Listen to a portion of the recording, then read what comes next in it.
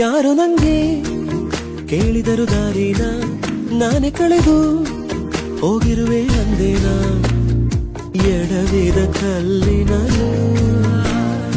ಅವನನೆ ಕಾಣುವೇನ ಹೋರಾದಿಯಂದು ಬಾಲ್ಯದಲ್ಲಿ ಹಿಡಿದಂತ ಮುಗಲ ಚೆಟ್ಟೆಯಲ್ಲಿ ಪಡೆದಂತ ಸಂತಸ ಇಂದು ಮತ್ತೆ ನನಗಿಲ್ಲಿ ಸಲುಗೆ ಸಲುಗೆ ಸ್ನೇಹ ಸಲುಗೆ ಒಲವ ಕಡೆಗೆ ನಡೆವ ಘಳಿಗೆ ಎದೆಯೊಳಗು